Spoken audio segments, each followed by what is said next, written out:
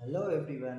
मैं अभिषेक कुमार अपने YouTube channel में आप सभी का स्वागत करता हूँ। आज हम देखेंगे इंडियन ज्योग्राफी। क्या देखेंगे? ज्योग्राफी। ठीक है, ज्योग्राफी ज्योग्राफी अर्थात भूगोल। ठीक है, अब ज्योग्राफी दो शब्दों से मिलकर बना हुआ है, जियो प्लस ग्राफी। जियो का अर्थ होता है पृथ्वी, ग्राफी का अध्ययन, अर्थात पृथ्वी का अध्ययन ही भूगोल कहलाता है। अब एक व्यक्ति थे जिनका नाम था इकेटियस। क्या नाम था भाई? इकेटियस। उनका नाम था इकेटियस। इन्होंने एक पुस्तक लिखा। जिसका नाम था जस पीरियोडस। क्या नाम था? जस पीरियोडस।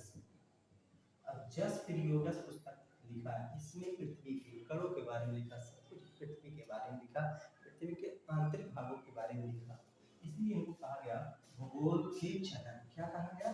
भूगोल के जनक। भूगोल के जनक। अब एक व्यक्ति और थे। दूसरे जो व्यक्ति थे उनका नाम था इरेटोस्थनीज।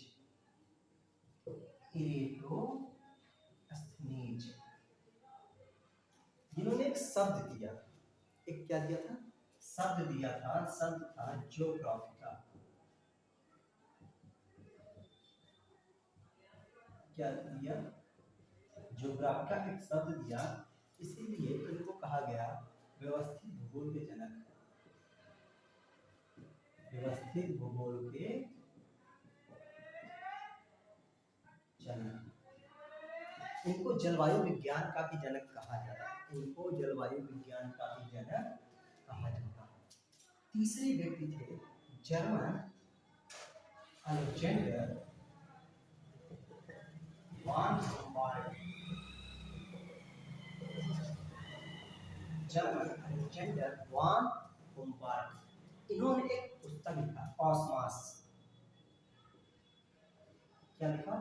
कॉस्मॉस। अब देखो, ये हमारे पृथ्वी के आंतरिक घटनाओं के बारे में बताया। ये पृथ्वी को, ये क्या किए, सबको अरेंज किए। अब ये क्या किए, ये हमें बाहरी दुनिया से होकर कराया। मतलब कि इन्होंने हमें ब्रह्मांड के बारे में बताया। किसके बारे में? ब्रह्मांड के बारे में, यूनिवर्स के बारे में, ब्रह्मांड के बारे में बताया। इसीलिए इनको कहा गया आधुनिक भूगोल के जनक। क्या कहा गया? आधुनिक भूगोल के जनक।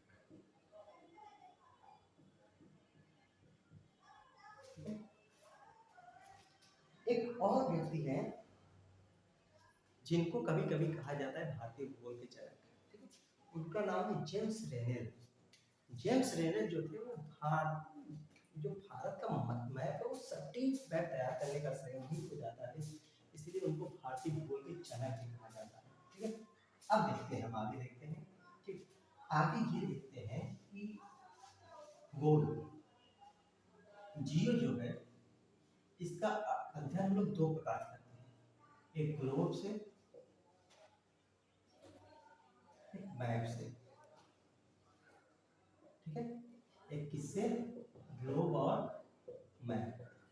ठीक है, अब ग्लोब के आविष्कारक कौन है? ग्लोब के आविष्कारक हैं, ग्लोब के आविष्कारक मार्टिन बेहम। मार्टिन बेहम जो है वो ग्लोब के आविष्कारक है। क्या है? ग्लोब के आविष्कारक है। और मैप के आविष्कारक है अलेक्सी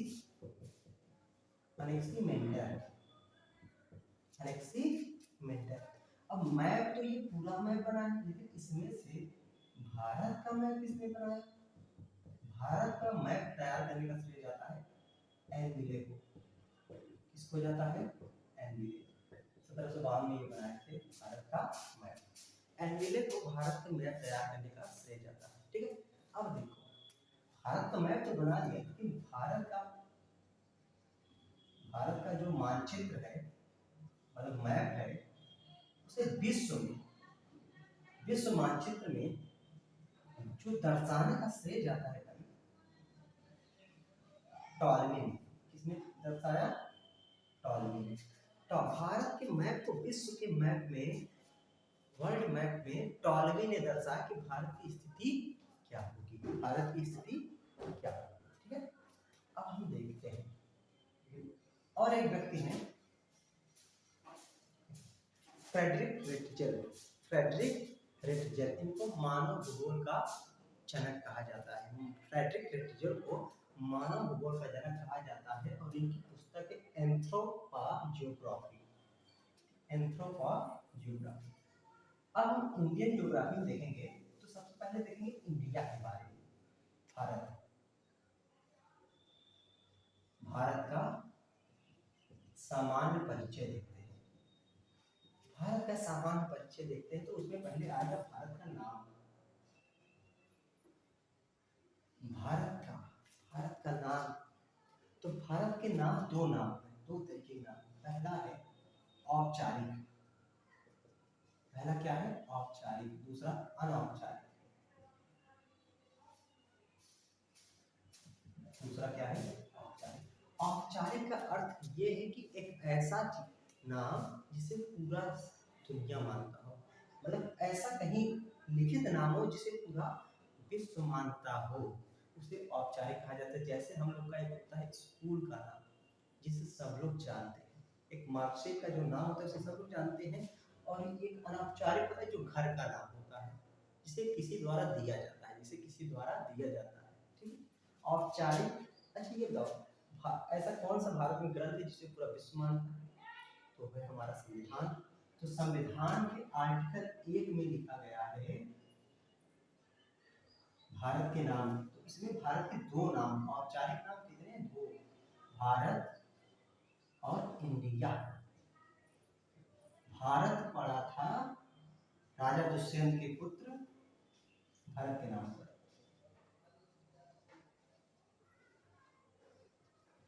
इंडिया यूनानियों ने दिया था, किसके द्वारा? यूनानियों द्वारा दिया गया नाम था। अनौपचारिक नाम तो पहला तो है भारतवर्ष, दूसरा है आर्यवर्त, तीसरा है जम्मू द्वीप, चौथा है हिंदुस्तान, चौथा क्या है? हिंदुस्तान। ठीक है, पांचवा है तियांजू। ठीक है, देखो भारतवर्ष और आर्यवर्त इसका जिक्र हमें वेदों में मिलता है। जब हम वेदों को स्टडी करते हैं तो उसमें भारत को भारतवर्ष और आर्यवर्त कहा जाता है। भारतवर्ष और जम्मू द्वीप में हमारे पूरे एशिया के लिए उपयोग होता था वेदों में। हम लोग कभी देखते हैं जब रामायण सुनते हैं तो लव कुश का जो सॉन्ग होता है उसमें ये कहा गया था कि जम्मू द्वीप पे आर्यावर्त भारतवर्ष है। ठीक, एशिया के लिए उपयोग हुआ था। हिंदुस्तान जो है ये ईरानियों ने रखा था। किसने? ईरानियों ने। ईरानियों ने भारत का, तियांजू चीन वालों ने दिया था। तो ये भारत के नाम है, भारत के क्या है? नाम है। अब है भारत की स्थिति। ठीक है, अब उसके बाद देखेंगे भारत प्रेजेंट मतलब पूरे विश्व में है। ठीक है, अब इसके लिए हम देखेंगे बाद में। आज के लिए इतना है, तब तक चैनल को सब्सक्राइब करें, वीडियो को लाइक करें।